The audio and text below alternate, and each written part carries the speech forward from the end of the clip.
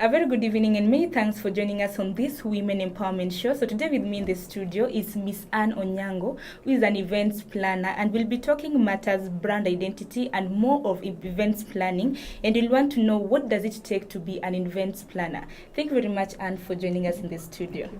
So first things first, who is Anne Onyango? I think Anne Onyango, I can classify Anne Onyango as an outgoing, creative, hardworking lady. Mm-hmm. Somebody who has gone through the nitty-gritties of life and that has spearheaded me towards where I am today. Mm-hmm. Yeah. Many thanks, Anne. So today we'll be talking about matters brand identity that more of relates to events planning. Okay. So when did you start events planning? Basically, I must say I've been in events better part of my life. Mm-hmm. I must say I worked in the media for quite a long time, and yes, I did plan a few events while I was there. And going on from media, when I left the media, I joined catering business. So it's more like a family business. Mm-hmm. that we expound on.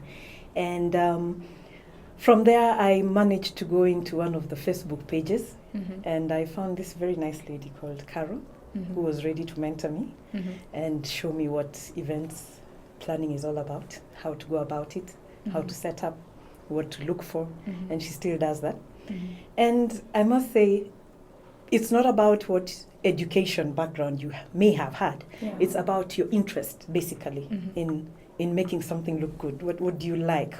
It's putting it out there and making sure that you sell this and make sure people like what you see, or mm-hmm, they see the impression you have through your eyes. Mm-hmm. And if they like what they see, then automatically you're going to be. So it more or less relates to like having a passion in something. You have to have a passion. Because I tend to think if you don't have a passion in something, maybe like events planning, uh-huh, you can't even indulge in it. No, actually you have to have a passion. There's no way I'm going to make you breakfast and tell you to come and eat it. If I'm not going to eat it, then I might as well not invite you, right? So mm-hmm, I have to be able to make my own breakfast, mm-hmm, and make it appealing to me and then present it to you. Mm-hmm. Otherwise, it doesn't make sense. Mm-hmm. Yeah.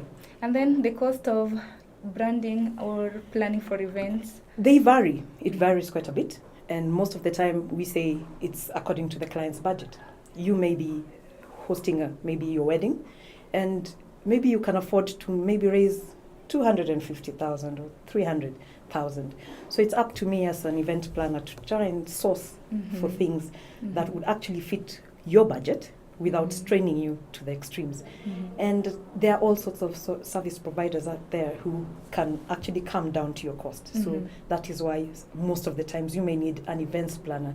It also, I must say, it spares you the time of heartache, just sitting in the office and thinking, I have to go and try my dress, I have to go and look for this caterer, I have to go and look for these flowers. Mm-hmm. Somebody else can do that for you. Mm-hmm. And that is why we are in the market. Mm-hmm. Yeah.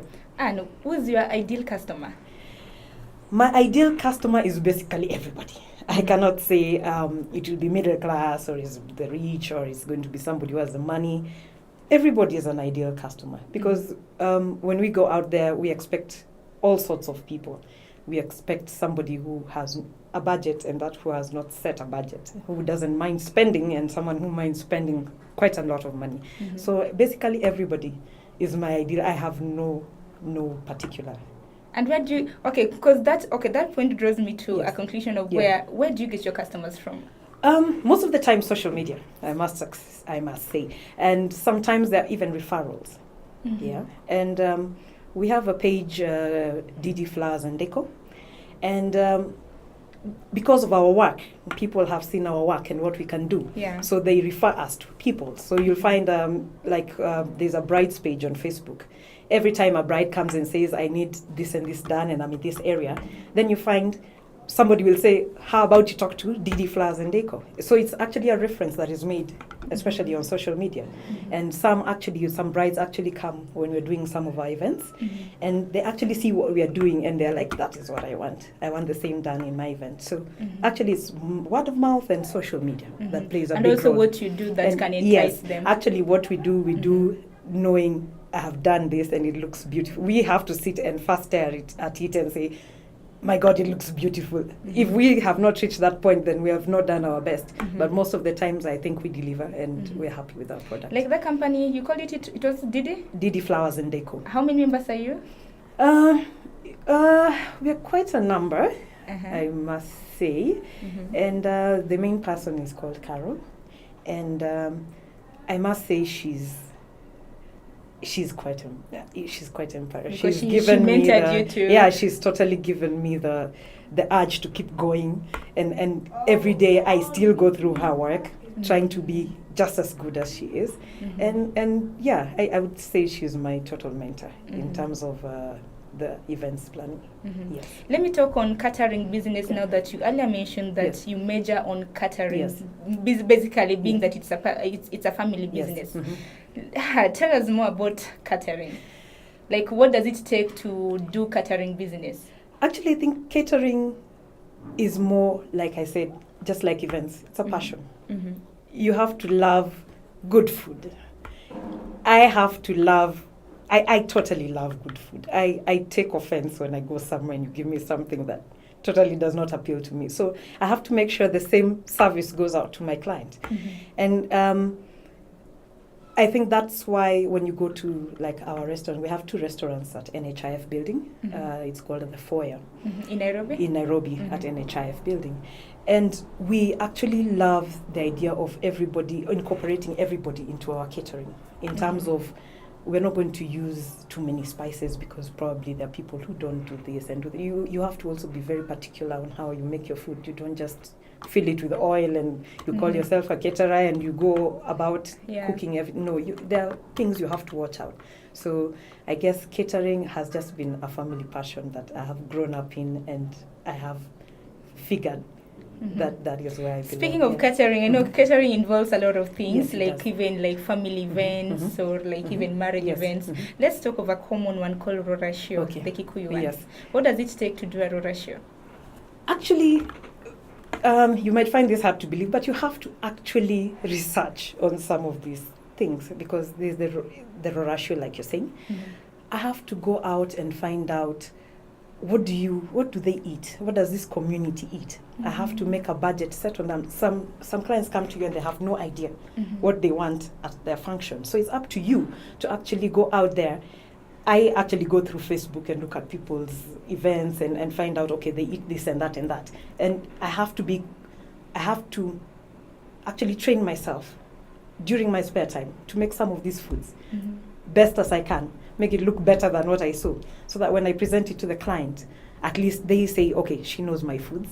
I think I can count on her, and yeah, this is what I want for my menu. So you have to actually give the client something to choose from. You have to give her a menu, you have to give her a setting, you have to actually research all these things and make sure it works out for her. In a scenario whereby maybe like a client isn't pleased with the type of services you've offered, what do you guys do?